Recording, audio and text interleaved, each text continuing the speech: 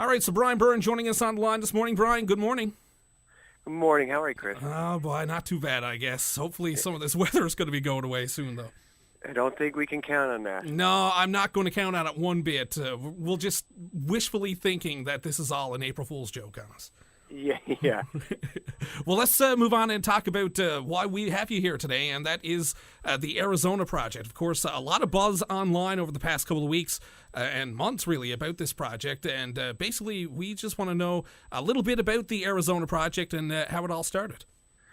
Well, my wife and I started a company called OCD Collective, and it's just basically a way to try and, do good things for people as much as we can, as often as we can, things that we're impacted by and things that have affected us.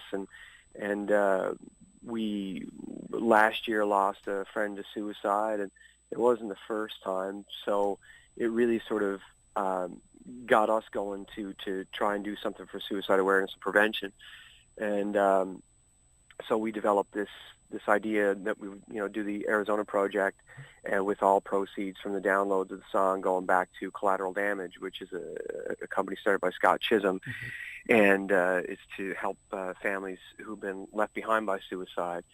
And really, I mean, the only way I know how to help and to give back is through art and music, and same with my wife. So that really was the sort of the catalyst. We said, well, we've got the song that we're going to record, and this is how we'll help. And that's sort of how it came to be. And also with Steve Jones, who was with the New Cap when we were introduced, and he introduced us to Scott, and it just seemed like a really good fit. Scott was a really just a great guy with a great spirit, and he's doing it for all the right reasons. And we thought this is a good thing for us. Absolutely.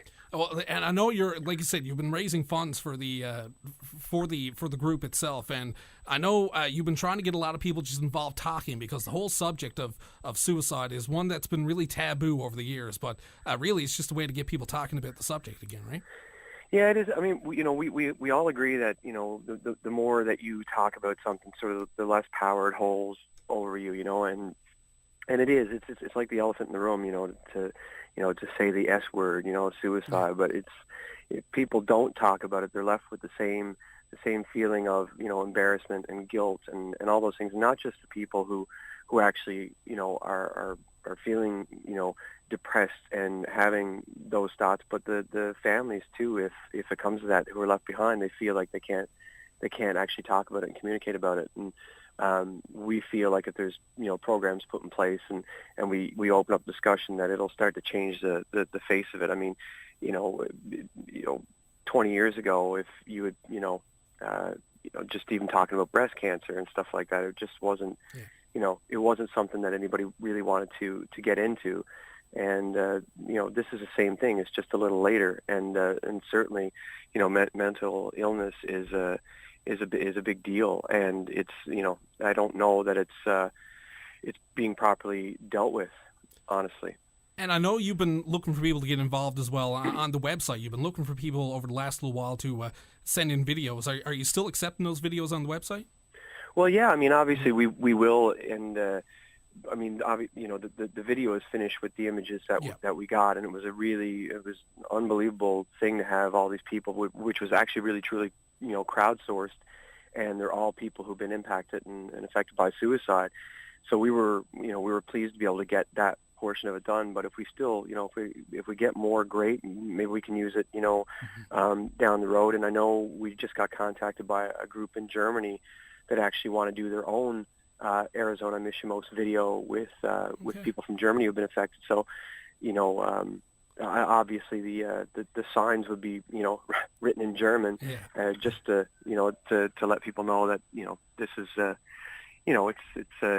it's everywhere, and people are affected by it everywhere, and we need to help where we can. So it's not just catching on here in Canada. This is really going worldwide now.